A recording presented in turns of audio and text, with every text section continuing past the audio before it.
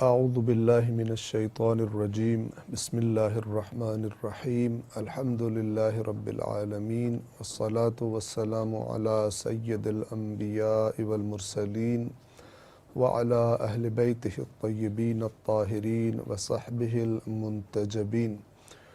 قرآن کریم کے 30ویں اور آخری جز میں ہم نے سورۃ الانفطار کو تمام کر لیا تھا۔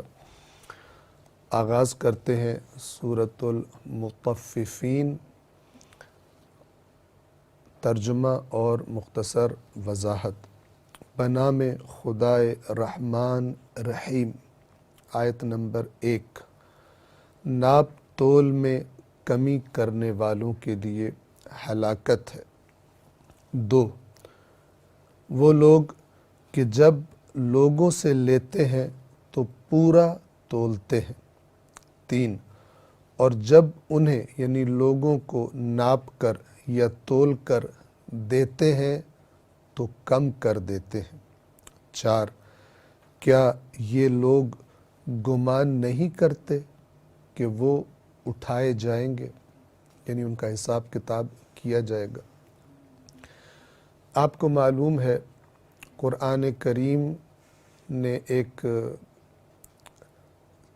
اچھے معاشرے کی جو بنیادیں بتائی ہیں، ان میں سے ایک تجارتی اور خرید و فروش کے معاملات میں عدل و انصاف اور ایمانداری سے کام کرنا ہے۔ اس سورہ مبارکہ کا جو نام ہے مطففین، مطففین ان لوگوں کو کہا جاتا ہے، جیسا کہ آیات خود اس معنی کی وضاحت کر رہی ہیں، کہ جو ناپنے میں اور تولنے میں ہیرا پھیری کرتے ہیں، بے ایمانی کرتے ہیں۔ خداوند عالم ایسے لوگوں کو ان آیات میں بڑی واضح طور پر جہنم کی دھمکی دے رہا ہے اور خبردار کر رہا ہے کہ یہ ناپ تول میں کمی کرنا جہنم میں پہنچا دے گا۔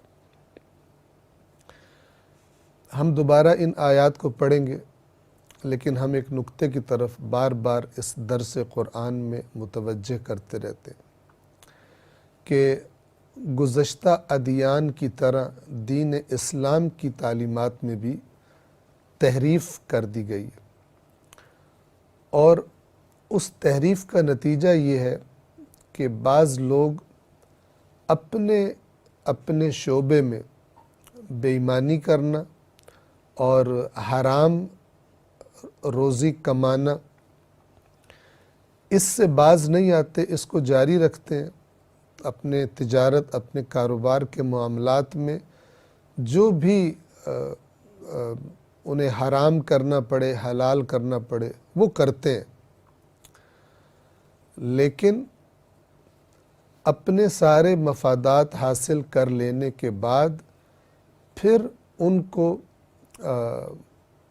اب علماء کہیں یا علماء نما کہیں یا علماء سو کہیں، انہوں نے ایسے طریقے اور ایسے چور راستے اور ایسے شارٹ کٹس بتا دیے ہیں دین کے نام پر کہ پھر وہ سمجھتے ہیں کہ ہم یہ ساری بے ایمانی کرنے کے بعد کچھ عبادات اگر کر لیں، کچھ رسومات اگر ادا کر دیں تو یہ بیلنس ہو جائے گا اور ہمارے یہ گناہ حرام خوری معاف ہو جائے گی۔ یاد رکھیے کہ جب انسان کسی کا مال حرام طریقے سے کھاتا ہے، جس کا ایک طریقہ یہی ناپ تول میں کمی کرنا ہے۔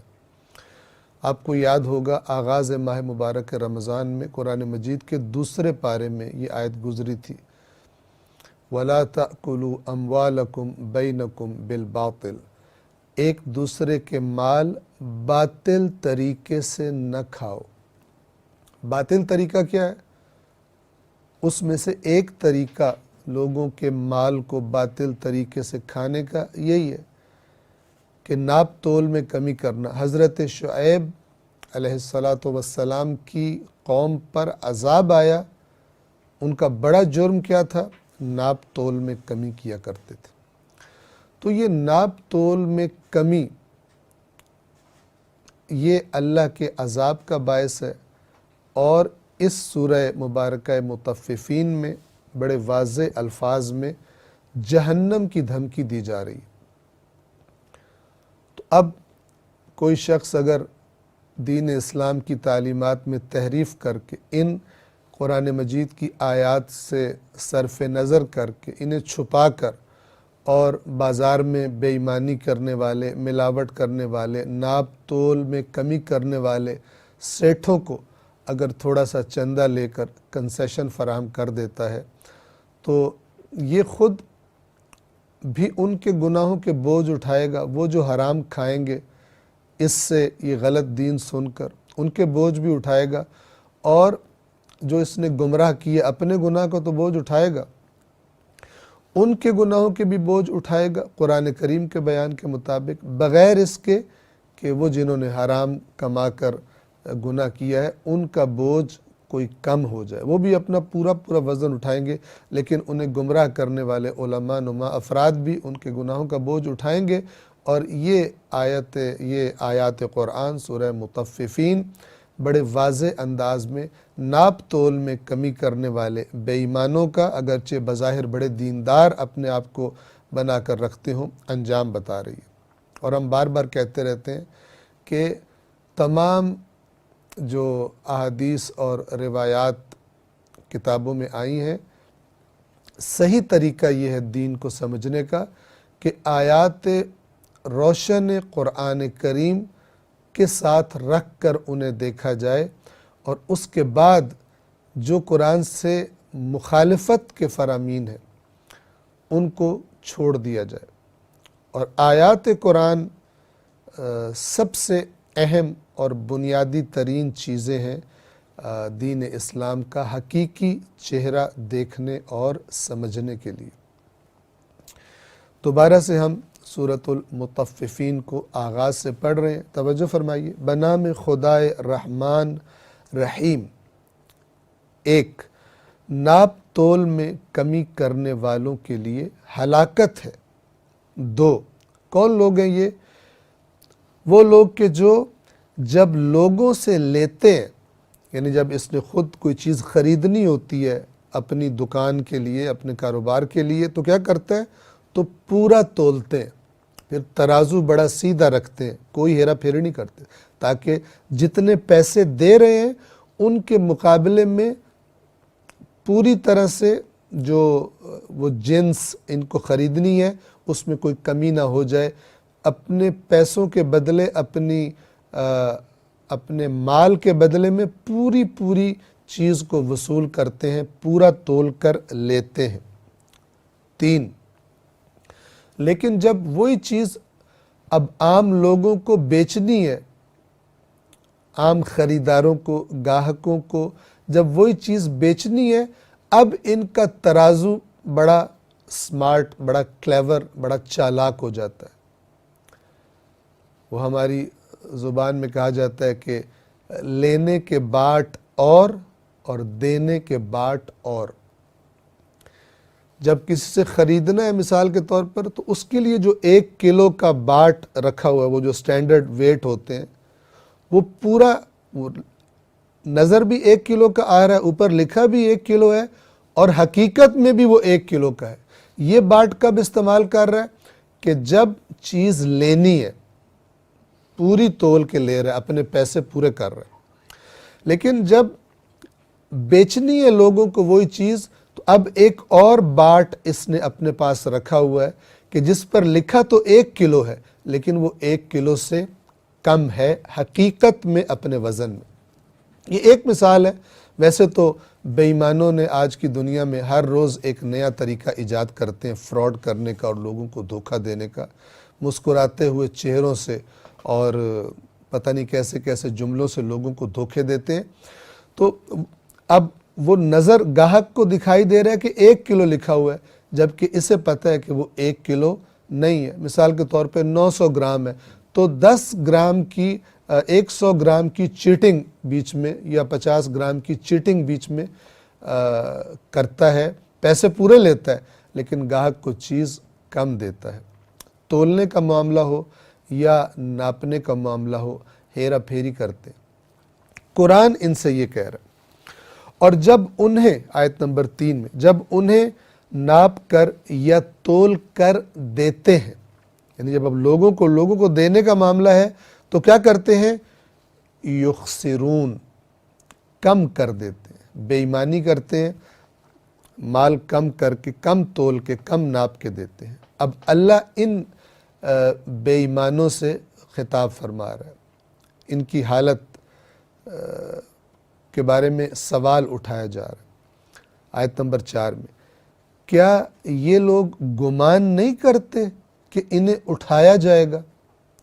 یبعثون، مرنے کے بعد ان کو دوبارہ اٹھنا ہے، اور انہوں نے ساری بے ایمانیوں اور ناپ تول میں کمی کرنے کا انہوں نے اللہ کو حساب دینا ہے، ان کو گمان نہیں ہے۔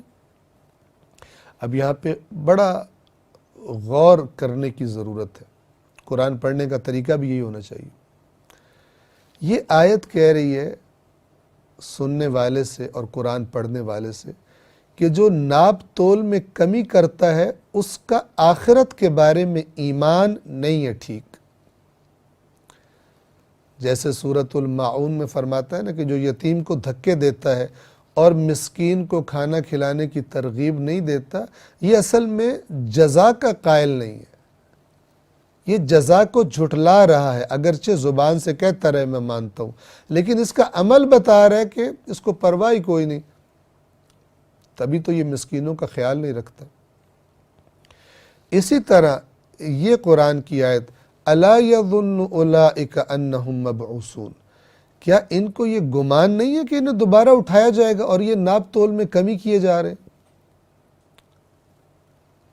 اب اس میں وہ جو قیامت کو نہیں مانتے وہ بھی آ گئے، اور وہ بھی کہ جن کو دین تحریف کر کے بتایا گیا اور ان سے کہا گیا ٹیڑے میڑے لفظوں میں ہیرا پھیری کر کے انہیں اطمینان دلا دیا گیا ہے کہ یہ جو بے ایمانی ہے تمہاری دکان پر بیٹھ کر اور تجارت کرتے وقت، یہ تمہیں تھوڑا سا چندہ دے دو اور بیچ میں سے یہ نکال دو وہ نکال دو اور ادھر پیسے لگا دو، ایک مثلاً ایک محفل کرا دو، ایک مجلس کرا دو، ایک مثلاً نیاز تقسیم کرا دو، تو اس سے سارے گناہ معاف ہو جاتے ہیں۔ یہ دھوکہ ہے۔ آیت قرآن کہہ رہی ہے انہیں گمان نہیں ہے کہ انہیں دوبارہ اٹھایا جائے گا، ان بے ایمانوں کو۔ کیا مطلب؟ یعنی اگر انہیں یہ گمان ہوتا تو یہ بے ایمانی نہ کرتے۔ انشاءاللہ کہ واضح ہے۔ کیا ان لوگوں کو گمان نہیں ہے کہ وہ اٹھائے جائیں گے؟ 5، ایک عظیم دن کے لیے، یعنی ایک حساب کتاب کے عظیم دن کے لیے، بڑا باعظمت دن ہوگا وہ۔ 6، اب اس دن کی وضاحت کی جا رہی ہے۔ اس دن تمام انسان رب العالمین کے سامنے کھڑے ہوں گے حساب دینے کے لیے۔ رب العالمین یعنی ان سب کا پالنے والا، اور وہ پھر بے ایمانوں سے پوچھے گا کہ تمام مخلوقات میری تھی، تم نے جو تمہارے پاس چیزیں خریدنے آتے تھے تم نے کیوں بے ایمانیاں کی، ناپ تول میں کمی کیوں کی؟ تمہیں ہم نے قرآن میں نہیں بتایا تھا کہ قوم شعیب کو ہم نے ہلاک کر دیا اسی ناپ تول میں کمی کی وجہ سے؟ تم نے کیوں بے ایمانیاں کی؟ تم تو اپنے آپ کو مسلمان کہتے تھے، تم تو میری توحید اور میرے رسول کی رسالت کی گواہی دیا کرتے تھے، تو اللہ اور رسول نے تمہیں یہ طریقہ بتایا تھا کہ کاروباروں میں بے ایمانیاں کرو، اور ایک معاشرہ کہ جس کو دوسرے لوگ اسلامی معاشرہ سمجھ رہے ہیں، وہاں پر تمہاری بے ایمانیوں کی وجہ سے دین بدنام ہو کہ یہ مسلمانوں کی حالت ہے۔ یہ اللہ تعالیٰ فرما رہے ہیں اس دن تمام انسان رب العالمین کے سامنے کھڑے ہوں گے۔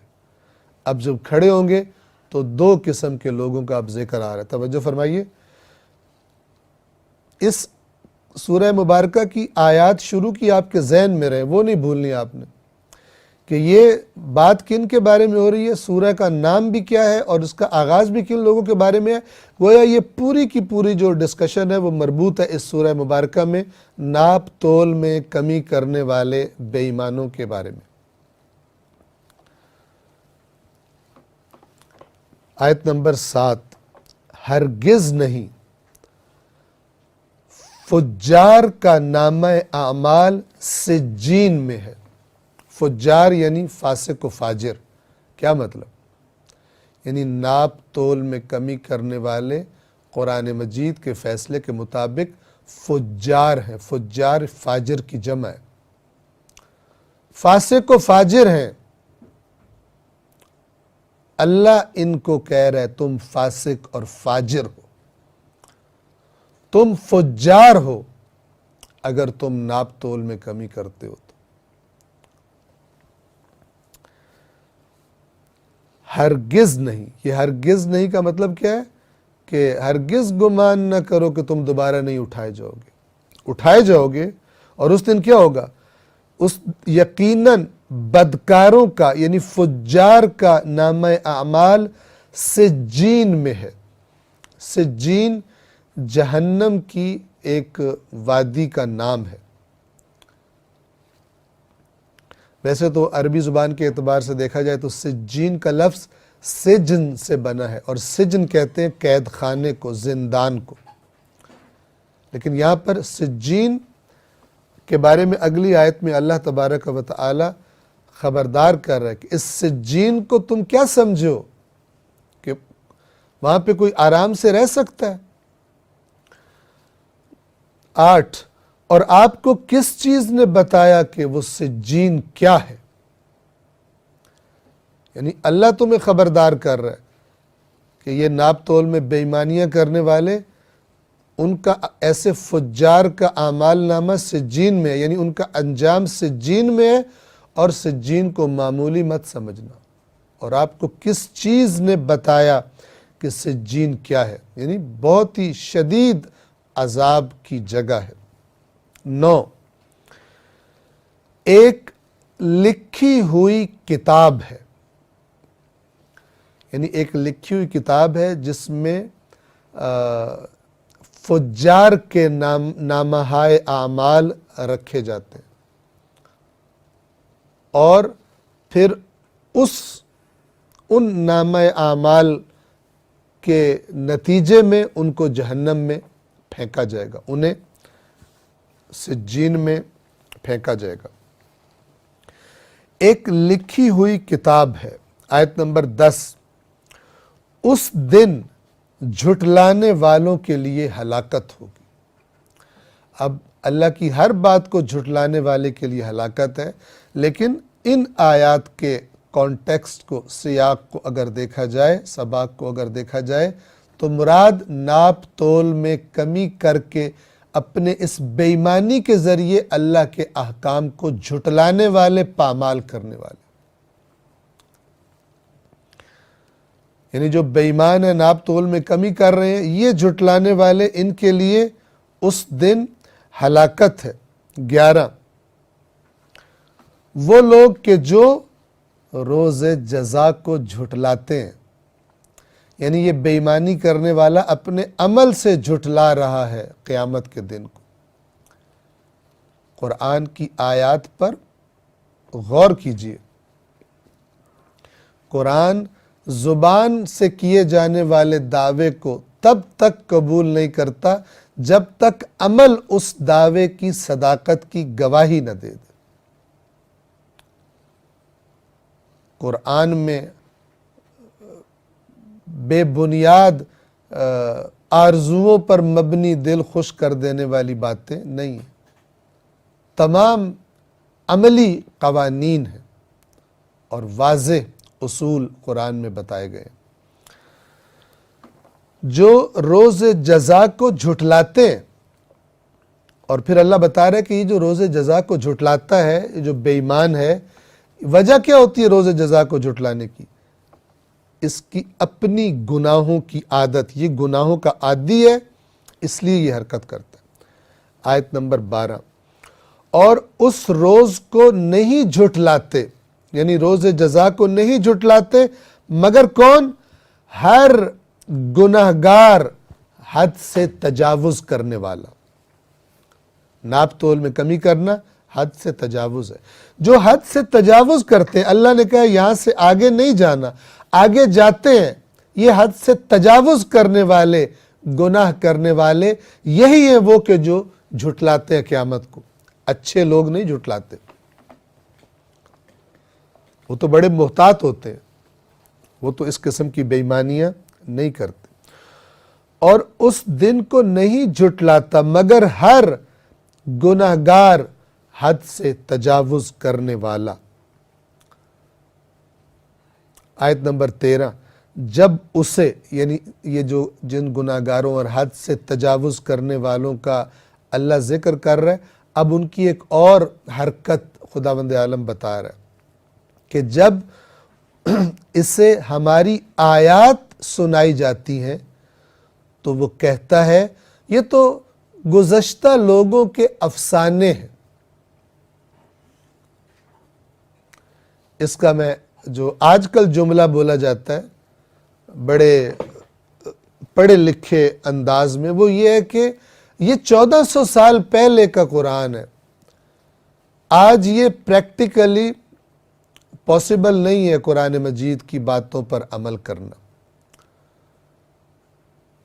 لیکن اللہ نے جب یہ قرآن نازل کیا اسی وقت بتا دیا تھا کہ جب حد سے تجاوز کرنے والے بے ایمانوں کو آیات قرآن پڑھ کر سنائی جائیں گی کہ یہ حرکت بند کر دو، تو بجائے یہ کہ اپنی بے ایمانی کو چھوڑیں، کہیں گے یہ پرانے لوگوں کے قصے ہیں اور ہم تو بڑے نئے زمانے میں پیدا ہوئے۔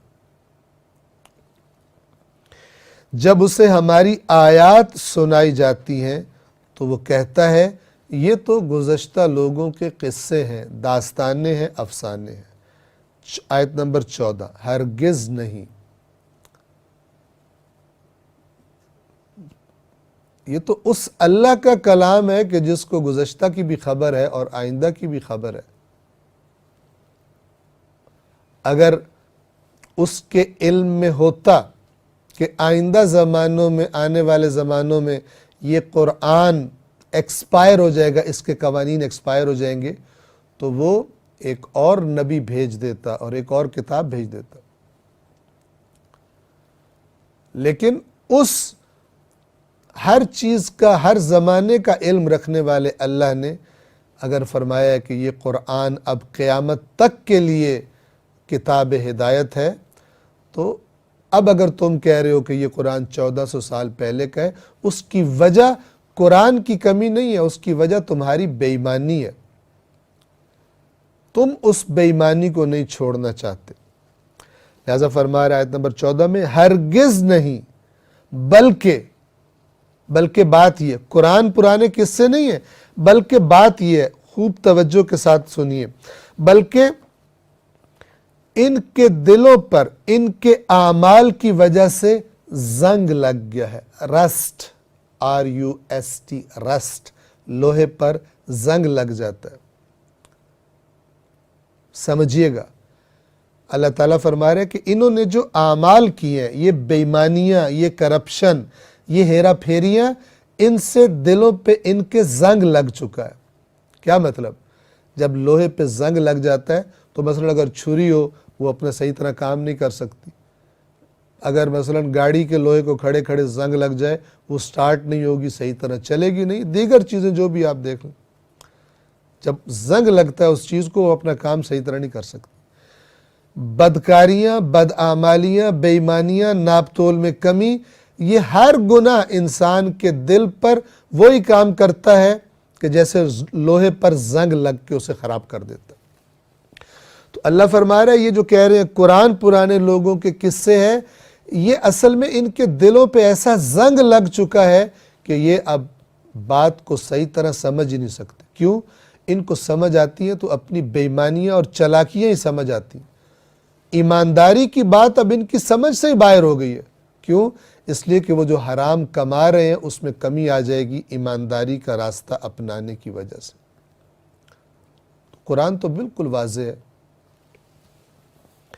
ہرگز نہیں، بلکہ ان کے اعمال کی وجہ سے ان کے دل زنگ آلود ہو چکے ہیں، یعنی ان پہ زنگ لگ چکا ہے۔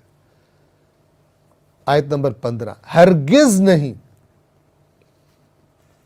یعنی اس قرآن کو جو تم جھٹلا رہے ہو، اس کی باتوں کو جھٹلا کے بے ایمانی کر رہے ہو، ہرگز نہیں، اس روز یہ لوگ یقیناً اپنے رب سے حجاب میں ہوں گے۔ کیا مطلب؟ یعنی ان کے اور ان کے رب کی رحمتوں کے درمیان حجاب بن جائیں گے ان کے یہ بد اعمالیاں، ان کے یہ ناپ تول میں کمی کرنا، ان کے اور ان کے رب کی رحمت کے دوران حجاب بن جائے گا۔ یا اگر ہم آیت کے الفاظ کے مطابق ہی ترجمہ کریں، ان کے اور ان کے رب کے درمیان حجاب ہوگا۔ کیا مطلب؟ جیسے قرآن کہتا ہے کہ اللہ تعالیٰ سے یہ بات کرنا چاہیں گے، اللہ ان کی بات نہیں سنے گا، نہ ان سے بات کرے گا، نہ ان پر نظر رحمت کرے گا۔ جس دن اللہ سے رابطے کی ان کو شدید ضرورت محسوس ہوگی، جو آج دنیا میں اپنی بے ایمانیوں کی وجہ سے اللہ ان کو بھولا ہوا ہے، تو اب یعنی آج خدا ان سے کہہ رہے میری مان لو، اور ان کے دلوں پہ غلاف چڑھ گئے ہیں، زنگ لگ گئے ہیں ان کے اعمال اور بے ایمانیوں کی وجہ سے، یہ خدا کی نہیں سنتے۔ اسی طرح قیامت کے دن یہ چاہیں گے، خدا نہیں سنے گا، خدا کی رحمت سے یہ اوٹ میں ہوں گے، حجاب میں ہوں گے۔ 16، تو پھر کیا نتیجہ نکلے گا؟ پھر وہ یقیناً جہنم میں جھلسیں گے، یعنی جلیں گے۔ 17، پھر کہا جائے گا، یعنی جب آگ جہنم کی ان کو جلائے گی تو ان سے کہا جائے گا یہ وہی ہے جسے تم جھٹلایا کرتے تھے، تم جو ناپ تول میں کمی کرتے تھے، بے ایمانیاں کرتے تھے، اور ہم نے کہا تھا تمہیں کہ ان کو گمان نہیں ہے کہ دوبارہ اٹھائے جائیں گے، لیکن تم ہماری باتیں سننے کی جگہ اپنی بے ایمانیاں تم نے جاری رکھی۔ اب جب آگ کا ذائقہ چکھیں گے تو ساتھ میں گویا جہنم کے فرشتے ان سے کہیں گے یہ وہی ہے جس کو تم جھٹلایا کرتے تھے۔ آیت نمبر 18، اب یہاں سے نیک لوگوں کا قصہ، اور اگر اس آیت کے موضوع کو ذہن میں رکھا جائے تو بالخصوص جو ناپ تول میں ایمانداری سے کام لیتے ہیں، جو ایماندار ہیں۔ 18، ہرگز نہیں، نیکی پر فائز لوگ، یعنی نیک لوگوں کا اعمال نامہ یقیناً علیین میں ہے۔ علیین یہ علو سے ہے، بلندی سے ہے، عالی سے ہے، اور یہ نام ہے مثلا جنت کی اس وادی کا یا اس جگہ کا کہ جہاں پر نیک لوگوں کے اعمال نامے رکھے ہوئے ہیں، جو یہ ناپ تول میں کمی نہیں کرتے، ایمانداری کرتے ہیں۔ ہرگز نہیں، نیک لوگوں کا نامہ اعمال یقیناً علیین میں ہے۔ 19، اور آپ کو کس چیز نے بتایا علیین کیا ہے؟ یعنی جس طرح عذاب کی شدت میں سجین کے بارے میں اللہ تعالیٰ نے فرمایا تمہیں کس نے بتایا کہ وہ سجین کتنی خطرناک جگہ ہے، کتنے شدید عذاب کی جگہ ہے، اسی طرح اللہ تعالیٰ فرمایا اور آپ کو کس چیز نے بتایا کہ علیین کیا ہے، یعنی اس کے اندر کیا نعمتیں اور کیا انعامات اللہ نے ایمانداروں کے لیے رکھے ہیں، نیک لوگوں کے لیے رکھے ہیں۔ آپ کو کس نے بتایا؟ یعنی آپ کو کوئی نہیں بتا سکتا سوائے اللہ کے کہ اللہ نے کیا نعمتیں اور کیا انعامات تیار کر رکھے، کن کے لیے؟ ابرار، نیک لوگوں کے لیے۔ 20، ایک لکھی ہوئی کتاب ہے، جیسے برے اعمال کی لکھی ہوئی کتاب سجین میں ہے نامہ اعمال ان لوگوں کا، اسی طرح یہ لکھی ہوئی کتاب علیین میں ہے۔ 21، مقرب لوگ اس کا مشاہدہ کرتے ہیں، یعنی اللہ کے مقرب بندے یا اللہ کے مقرب فرشتے اس کتاب کا مشاہدہ کرتے ہیں، یعنی ان کو معلوم ہے کہ اس کے اندر اچھے لوگوں کے اعمال کس طرح سے لکھے ہوئے ہیں۔ اور اس کتاب میں مثلاً جو لکھا ہے اس کا نتیجہ کیا نکلے گا؟ آیت نمبر 22، بے شک نیک لوگ یقیناً نعمتوں میں ہوں گے۔ 23، مسندوں پر بیٹھے نظارہ کر رہے ہوں گے، یعنی شاہانہ تختوں پر، مسندوں پر تکیہ لگا کر بیٹھے ہوں گے، اور جیسے بادشاہوں کے انداز ہوتے ہیں، اور وہ جو جنت کی نعمتیں ان کو عطا ہوئی ہیں ان کا نظارہ کر رہے ہوں گے۔ 24، توجہ کیجئے، تو ان کے چہروں پر نعمتوں کی شادابی کو محسوس کرے گا، یعنی کہ جب کوئی ان کے چہروں کو دیکھے گا کہ جو جنت میں مسندوں پر تکیے لگائے نظارہ کر رہے ہوں گے اللہ کی رحمتوں کا، جب تو ان کے چہروں کو دیکھے گا ان کے چہروں کی شادابی تجھے بتا دے گی کہ انہیں بہت کچھ عطا ہو گیا۔ کیسے کوئی خوشی کی خبر سن کر چہرہ کھل جاتا ہے انسان کا، کیسے کھل جاتا ہے؟ اگر آج کل کی مثال دوں تھوڑا سا سمجھانے کے لیے، اگر کسی ملک کی ٹیم تقریباً میچ ہار چکی ہو اور بڑا اہم میچ ہو، تو آپ نے دیکھا ہوگا بعض اوقات تماشائی رو رہے ہوتے ہیں، آنکھوں سے آنسو آئے ہوتے ہیں، ان کی شکلیں دیکھنے والی ہوتی ہیں۔ لیکن اچانک ایسا ہو کہ یقینی جو ہار یقینی طور پر نظر آ رہی تھی، اچانک کوئی کھلاڑی ایسا کھیل پیش کرے کہ کایا پلٹ جائے اور وہ ہاری ہوئی گیم جیت جائیں، اب وہ جو پہلے رو رہے تھے اور ان کے چہرے بجھے ہوئے تھے، ان کے چہرے کیسے کھلتے ہیں؟ تو کوئی موازنہ نہیں ہے، صرف ذہن کو قریب کرنے کے لیے مثال دی میں نے۔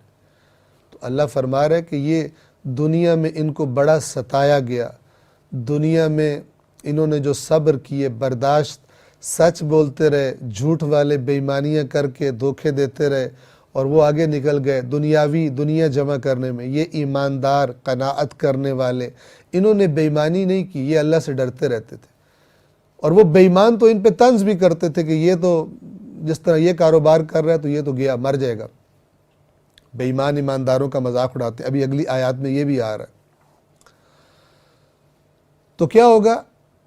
ان کو اتنا اللہ تعالیٰ عطا کر دے گا کہ ان کے چہرے تو دیکھے گا تو تجھے نظر آ جائے گا کہ شاداب ہو چکے، تو ان کے چہروں میں نعمتوں کی شادابی کو دیکھے گا، محسوس کرے گا۔ 25، انہیں سر بمہر خالص مشروب پلائے جائیں گے۔ سر بمہر یعنی وہ جیسے بوتل اوپر سے سیل ہوتی ہے، یعنی گویا کہ ان کے سامنے ہی لا کر اسے کھولا جائے گا، اور وہ اپنی بھرپور انداز میں وہ جو جنت کے مشروبات ہوں گے انہیں پلایا جائے گا۔ 26، جس پر مشک کی مہر لگی ہوگی، یعنی ایک انتہائی خوشبودار مہر، سیل اس پر ہوگی جس کے اندر سے جسے کھول کر انہیں پلایا جائے گا۔ اور سبقت کرنے والوں کو اس بات میں سبقت کرنی چاہیے، یعنی اللہ تعالیٰ کہہ رہا ہے کہ تم جو دنیا کی چیزیں حاصل کرنے میں ایک دوسرے پہ سبقت لے جاتے ہو، میں جو تمہیں بتا رہا ہوں کہ میں نے کیا نعمتیں تمہارے لیے تیار کر رکھی ہیں، تو اگر تم ان دنیا کی نعمتوں کے سامنے، میں تمہارے سامنے وہ نعمتیں بھی رکھ دوں تو تمہیں دنیا کی نعمتیں جن کے پیچھے تم پاگل ہو رہے ہو وہ تمہیں بھول جائیں گی، تم نظر اٹھا کے نہیں دیکھو گے، اور تمہاری ساری سبقت اور دوڑیں اور محنتیں اس کے لیے ہو جائیں گی جو میں نے تمہارے لیے تیار کر کے رکھا ہے۔ وَفِي ذَلِكَ فَلْيَتَنَافَسِ الْمُتَنَافِسُونَ، اگر محنتیں ہی کرنی ہیں، اگر ایک دوسرے پہ سبقت ہی لے کے جانی ہے تو پھر اس کی طرف آنے میں سبقت لے کر جاؤ، نہ کہ دنیا کی ان عارضی نعمتوں کے لیے کہ جو بالآخر تم سے چھیننے والی، ان کے لیے تم اللہ کی نافرمانیاں کرو۔ جس پر مشک کی مہر لگی ہوگی اور سبقت کرنے والوں کو اس امر میں سبقت کرنی چاہیے، مقابلہ کرنا چاہیے، ایک دوسرے پہ سبقت لے جانی چاہیے۔ 27 اور اس میں یعنی اس جو مشروب پلایا جائے گا جس کا اوپر ذکر آیا، اس میں تسنیم کی آمیزش ہوگی، یعنی اس مشروب میں ایک اور چیز، ایک اور مشروب ملایا گیا ہوگا، اس کی آمیزش ہوگی، جس کا نام کیا ہے؟ تسنیم۔ 28 وہ تسنیم کیا ہے؟ ایک ایسا چشمہ کہ جس سے مقربین پیئیں گے، یعنی اللہ کے مقرب بندے۔ آپ کو معلوم ہے جیسے سورۃ الواقعہ میں تذکرہ آیا کہ ایک والسابقون السابقون اولئک المقربون، سبقت لے جانے والے تو سبقت لے جانے والے ہیں اور وہ اللہ کے مقرب ہیں، اور ان کے بعد دوسرا طبقہ عام اصحاب الیمین کا۔ تو یہ جو تسنیم نامی چشمہ ہے جنت کا، یہ کن کے لیے؟ مقربین کے لیے، اور مثلا باقیوں کو اس تسنیم کی یعنی ان کی سطح پر جو ان کو جنت کے مشروب دیے جائیں گے، اس کے اندر تسنیم کی آمیزش ہوگی، ملاوٹ ہوگی۔ اب جنتیوں کے حالات کی ایک تصویر دکھانے کے بعد اللہ تعالیٰ دنیا میں جو مناظر دیکھنے میں آتے ہیں، مجرم یعنی اللہ کے نافرمان مومنوں کا یعنی اللہ کے اطاعت گزاروں کا کیسے مذاق اڑاتے ہیں۔ ہمارے ایک استاد تھے، ان کا دوست ایک ڈاکٹر تھا جو انتہائی ایماندار آدمی تھا۔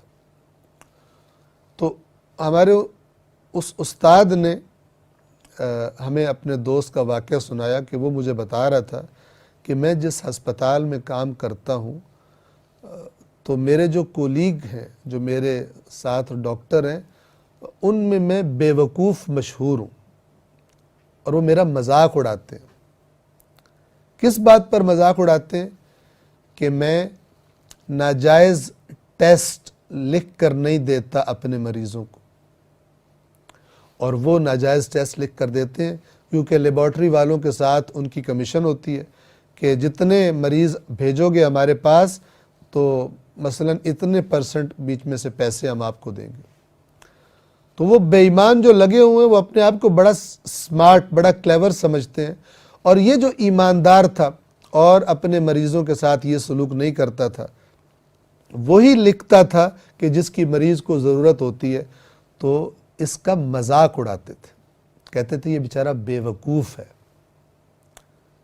اس کی جو عقل ہے وہ زمانے کے تقاضوں کے مطابق نہیں ہے۔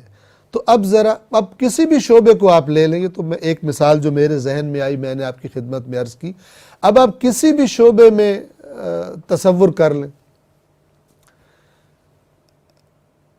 ایمانداری بے وقوفی سمجھی جاتی ہے، اور جو جتنا بے ایمان ہے اور زیادہ بے ایمانی سے پیسہ بنا لیتا ہے، اتنا لوگ کہتے ہیں بڑا تیز کاروباری آدمی، بڑا تیز ہے۔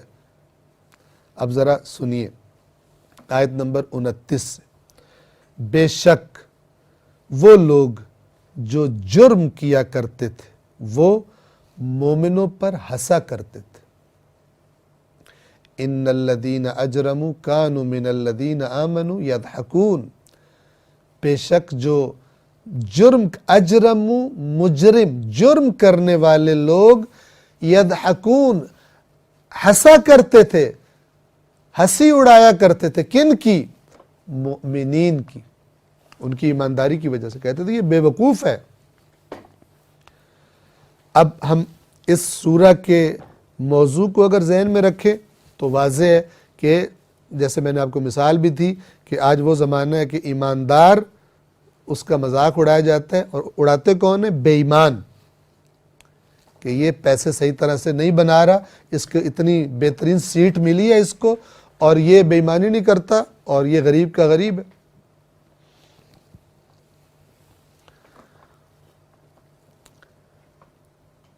بے شک جو لوگ جن لوگوں نے جرم کا ارتکاب کیا ہے وہ مومنین کا مذاق اڑایا کرتے تھے۔ یہ اب گویا کہ توجہ کیجئے، گویا کہ قیامت آ چکی اور اللہ اب اس وقت، گویا سب لوگ اس وقت میں موجود ہے جب قیامت آ چکی اور جہنمیوں کو جہنم میں ڈال دیا گیا، بے ایمانوں کو، اور جنتیوں کو جنت میں ڈال دیا گیا، اور جنتی اپنی نعمتوں میں، جہنمی اپنی بے ایمانیوں اور ناپ تول میں کمیوں کی وجہ سے عذاب میں ہے۔ اب خداوند عالم قرآن میں یہ نصیحت فرما رہا ہے، جیسے مستقبل کی بات کو ہمیں بتا رہا ہے، اور اس طرح بتا رہا ہے جیسے وہ وقت آ چکا ہے کہ بے شک جن لوگوں نے جرم کا ارتکاب کیا وہ مومنین کا مذاق اڑایا کرتے تھے، مومنین پر ہنسا کرتے تھے۔ 30، اور جب وہ ان کے پاس سے گزرتے تو آپس میں آنکھیں مار کر اشارے کیا کرتے تھے کہ یہ بے وقوف جا رہے ہیں، یہ بڑے نیک پاک بنتے ہیں۔ یعنی بے ایمانوں کا ٹولہ جب بیٹھا ہوتا تھا اور مومن ان کے پاس سے گزرتے تھے تو یہ بے ایمان ایک دوسرے کو آنکھوں میں اشارے کرتے تھے اور ان کا مذاق اڑاتے تھے۔ 31، اور جب اپنے گھر والوں کی طرف لوٹتے تو اتراتے ہوئے، اکڑتے ہوئے خوش لوٹا کرتے تھے کہ آج تو مریض زیادہ آ گئے تھے، آج تو کلائنٹ گاہک زیادہ آ گئے تھے اور خوب ٹکا کے ان کی کھال اتار کے آیا ہوں، آج تو ڈبل پیسے بنا کے آیا ہوں۔ اور وہ جو ساتھ والا میرا دکاندار، وہ بیچارہ ایسا بے وقوف ہے کہ بے ایمانی نہیں کرتا، اور میں نے دیکھو دیکھتے ہی دیکھتے چند تھوڑے عرصے میں کتنی ترقی کر لی ہے، اور وہ ویسے کا ویسا ہی ہے اپنی ایمانداری کی وجہ سے۔ ایمانداری یعنی بے وقوفی۔ اور جب اپنے گھر والوں کی طرف لوٹتے تو اتراتے ہوئے لوٹتے تھے، جا کے بیگم کو رپورٹ دینی ہے کہ میاں آج اتنا کھال اتار کے آیا لوگوں کی، دفتر سے، چاہے سرکاری دفتر سے آیا ہے، چاہے دکان سے آیا ہے، چاہے اپنی جہاں نوکری کرتا ہے جہاں سے وہاں سے آیا ہے، بڑا خوش کہ بیگم آج تو میں ڈبل کما کے لایا ہوں اور لوگوں کو پتہ ہی نہیں چلا میں نے کیسے ہاتھ مارا ان کے ساتھ۔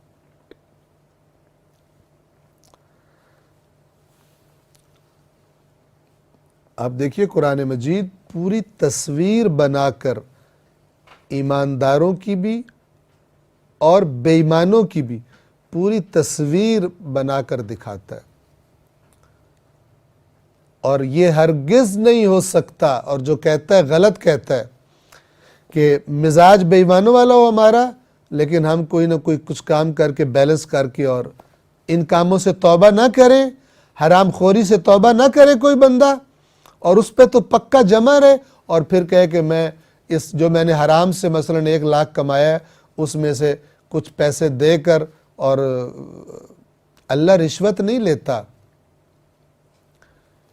بے ایمان سرکاری افسر رشوت لیتے ہیں، اللہ رشوت نہیں لیتا، رسول رشوت نہیں لیتے، ائمہ اہل بیت رشوت نہیں لیتے۔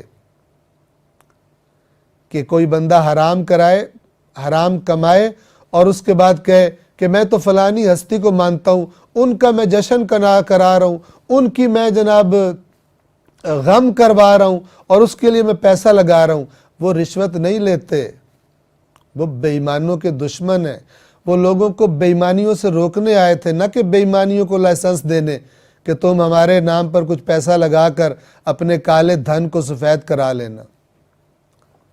یہ بے ایمانوں کی چکر بازیاں ہیں، چاہے کسی بھی مسلک سے تعلق رکھتے ہوں، اپنے آپ کو شیعہ کہتے ہوں، اپنے آپ کو سنی کہتے ہوں، بے ایمان کا مسلک بے ایمانی ہے۔ ڈریس چینج کر لینے سے اور اوپر میک اپ کر لینے سے انسان کی حقیقت نہیں بدل جاتی۔ قرآن مجید انسان کے اندر کی حقیقت کو ٹارگٹ کرتا ہے، اور اللہ کو کوئی دھوکہ نہیں دے سکتا۔ کیا فرمایا؟ اور جب اپنے گھر والوں کی طرف لوٹتے تو اتراتے ہوئے لوٹتے تھے، بڑا کمائی کر کے آئے ہیں 32 اور جب ان کو دیکھتے یعنی جب مومنوں کو دیکھتے تو کیا کہتے؟ ان ہؤلاء لضالون، یہ بے ایمان جب مومنوں کو دیکھتے تو کہتے تھے بے شک یہ لوگ گمراہ ہیں۔ کیسے؟ مثلا کہ ایک ایماندار بندہ خدا کا خوف رکھنے والا ایک ایسی کرسی پر بیٹھا ہے، ایک ایسے عہدے پر بیٹھا ہے جہاں اگر وہ کمانا چاہے، بے ایمانیاں کرنا چاہے تو ڈھیروں دولت کما سکتا ہے، لیکن نہیں کماتا۔ لیکن اسی کا ایک کولیگ یا چند کولیگ جو بے ایمان ہے، وہ جب اس کو دیکھتے ہیں، ادھر اپنی حرام کی دولت کے ڈھیروں کو دیکھتے ہیں اور اس کو دیکھتے ہیں کہ مثلا حلال کی تنخواہ پہ گزارا کر رہا ہے، تو کہتے ہیں یہ گمراہ ہے، یہ بھٹکا ہوا ہے، بیچارہ ہے۔ ہم بڑے سمارٹ ہیں، ہم بڑے سمجھدار ہیں۔ اپنے معاشرے میں مختلف جگہوں پہ دیکھ لیجئے، یہ جو باتیں میں کر رہا ہوں، ان آیات کا جو ترجمہ کر رہا ہوں، دونوں گروپس میں سے جس کا، سننے والے کا جس گروپ سے بھی تعلق ہے، اس کو بڑی اچھی طرح یہ باتیں سمجھ آ رہی ہوں گی۔ بے ایمان کرپٹ کو بھی کہ اسے کیوں ایماندار بے وقوف لگتا ہے، اور ایماندار کو بھی یہ خوشخبریاں بڑی اچھی طرح سمجھ میں آ رہی ہوں گی کہ میرے ساتھ وہی ہو رہا ہے جو میرے اللہ نے بتایا ہوا کہ ہونا ہے میرے ساتھ۔ بے ایمانوں نے، کرپٹ لوگوں نے ایمانداروں کو گمراہ سمجھنا ہے، چونکہ ان کا معیار یہ کہ جس کے پاس پیسے زیادہ ہیں وہی سمجھدار ہے، اور جس کے پاس پیسے کم ہیں وہ بد نصیب ہے، بدبخت ہے اور گمراہ ہے۔ گمراہ ہے یعنی اس کو طریقہ ہی نہیں آتا پیسے بنانے کا۔ ہم ہدایت پر ہیں جو صبح و شام نوٹ چھاپ رہے ہیں اور اپنے اکاؤنٹس کو بڑھاتے جا رہے ہیں۔ پاکستان میں بھی اور پاکستان کے باہر بھی پیسہ اتنا ہو گیا کہ ہم پاکستان میں نہیں رکھ سکتے اس کو۔ اور جب وہ ان کو یعنی مومنین کو دیکھتے تھے تو کہتے تھے یہ لوگ یقیناً گمراہ ہیں۔ اتنا پکا ایمان تھا ان کو اپنی بے ایمانی پر کہ مومن ایماندار انہیں گمراہ لگتے تھے۔ 33 اب اللہ ایک خبردار کرنے والی بات ان سے کر رہا ہے۔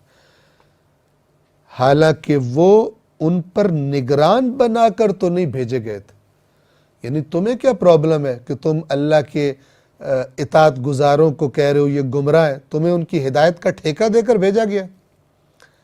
ایمانداروں پر طنز کرتے ہو، ایمانداروں پہ ہنستے ہو، انہیں گمراہ کر، تمہاری طرح وہ گمراہ نہیں ہے، غلط کام نہیں کر رہے، ان پہ طنز کرتے ہو۔ تمہیں ان کے محافظ بنا کے ہم نے بھیجا ہے، تمہارے ذمے لگایا ہے کہ جس طرح شیطان نے تمہیں گمراہ کیا، حرام خوری تمہارے لیے خوبصورت بنا دی ہے، تم ان پر طنز کرو تاکہ وہ بھی پریشر میں آ کے تمہارے طنز سے تنگ آ کر وہ بھی گمراہ ہو جائے۔ وَمَا أُرْسِلُوا عَلَيْهِمْ حَافِظِينَ، حالانکہ وہ ان پر نگران بنا کر تو نہیں بھیجے گئے تھے کہ ان کے بارے میں باتیں کر رہے ہیں کہ یہ گمراہ ہیں۔ آیت نمبر 34 تو آج یعنی گویا قیامت آ چکی، دنیا گزر گئی،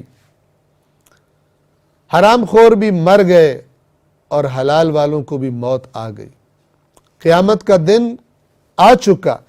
تو آج وہ لوگ جو ایمان لائے تھے وہ کفار پر ہنس رہے ہوں گے، کہ جو کیسے ہنس رہے ہوں گے کہ ہماری دنیا میں حلال کمائی پر جو ہم نے گزارا کرتے تھے اور ہمارے پاس چیزیں کم تھی، تمہارے حرام والے شان و شوکت نہیں تھے، تم ہم پہ ہنسے تھے۔ آج اندازہ لگاؤ تمہارے جو تم نے حرام سے دنیا کمائی بھی تھی وہ اس کے مقابلے میں کتنی ہے جو ہمیں اللہ نے آج دی ہے۔ وہ تو جتنا بھی دنیا کوئی کما لے، قیامت میں جو ایک ادنا درجے کے جنتی کو چیزیں ملیں گی اس کے مقابلے میں یہ دنیا کچھ بھی نہیں ہے۔ تو آج وہ جنتی، وہ جو ایمان لائے تھے اور صبر کرتے تھے حلال پر، وہ ہنس رہے ہوں گے، ان کے چہرے کھلے ہوئے ہوں گے۔ کہ ہمارا مذاق اڑایا جاتا تھا کہ تم اپنا گھر دیکھو، میں تمہارے ساتھ ہی اس محکمے میں بھرتی ہوا تھا، میں نے کہاں گھر بنا لیا، اور تو گمراہ، تو بے وقوف کا مکل، تو ویسے کا ویسا اسی گھر میں رہ گیا، اسی مثلا موٹر سائیکل پہ رہ گیا یا اسی پھٹیچر گاڑی پہ رہ گیا، تو نے ترقی نہیں کی۔ اور مجھے دیکھ، میں ہر سال ماڈل چینج کرتا ہوں، بلکہ میں چینج نہیں کرتا، میرے کلائنٹ ہی آ کے مجھے گفٹ میں نئے ماڈل کی گاڑی دے دیتے ہیں تاکہ میں ان کی چیزیں پاس کروں اور ان کے ناجائز کاموں کو اوکے کرتا رہوں۔ تو جب جنت کی نعمتوں کو دیکھیں گے تو یہ ہنسیں گے ان باتوں پر جن باتوں کے ذریعے دنیا میں ان پر طنز کرتے تھے بے ایمان لوگ، کہ ہمیں خدا نے کتنا دیا ہے، اور وہ جو انہوں نے حرام سے کمایا اور ان کے عذاب کا آج سبب بن گیا، وہ کتنا کم تھا جس کو دیکھ کر وہ ہمارا مذاق اڑایا کرتے تھے۔ پس آج اہل ایمان کفار پر ہنس رہے ہوں گے۔ اب ذرا کفار کا معنی بھی انہی آیات سے سمجھیے۔ میں عرض کیا کرتا ہوں کہ جس آیت میں کفر کا لفظ آتا ہے اس آیت میں جو چیز منع کی جا رہی ہے اس سے مربوط ہوتا ہے، چونکہ کفر کا معنی، کافر کا معنی جان بوجھ کر نہ ماننے والا، جان بوجھ کر حق کو چھپا دینے والا، حق کا اقرار نہ کرنے والا، تسلیم نہ کرنے والا۔ 35 مسندوں پر بیٹھے نظارہ کر رہے ہوں گے، یعنی کفار کا انجام بھی انہیں سامنے دکھائی دے رہا ہوگا، جیسے پہلے قرآن میں کئی دفعہ گزر چکا کہ اللہ بعض اوقات ان کی بات بھی کرا دے گا کہ جب وہ جہنمیوں سے سوال کریں گے کہ کیسے تم جہنم میں آ گئے۔ مسندوں پر بیٹھے دیکھ رہے ہوں گے۔ آخری آیت نمبر 36، کیا توجہ کیجئے گا، یہ ایک سوال ہے اور بڑا پیغام دینے والا سوال ہے۔ اللہ سوال کر رہا ہے کہ یہ دیکھ لو جنتیوں کو کیا ملا اور جہنمی کس حال میں ہے، اور اب اس سوال کا جواب دو۔ اور وہ سوال کیا ہے؟ کیا کفار کو ان کی حرکتوں کا بدلہ ملا نہیں ہے؟ مل نہیں گیا؟ جو وہ جرم کیا کرتے تھے، اور یہاں پہ لفظ آیا ثوبا، جس سے ہم ثواب کہتے ہیں، اور اس میں ایک دھمکی آمیز طنز ہے کہ اب بتاؤ تو صحیح، جو مومنوں کا مذاق اڑایا کرتے تھے، ایمانداروں کا مذاق اڑاتے تھے اور اپنی بے ایمانیوں کی وجہ سے اپنے آپ کو بڑا اوور سمارٹ اور اوور کلیور سمجھتے تھے، ذرا بتاؤ تو صحیح، کیا کفار کو ثواب ملا نہیں ہے ان کاموں کا جو وہ کیا کرتے تھے؟ اور یہاں ثواب یہ بالکل اسی طرح جس طرح قرآن کہتا ہے ان کو عذاب علیم کی خوشخبری سنا دیجیے۔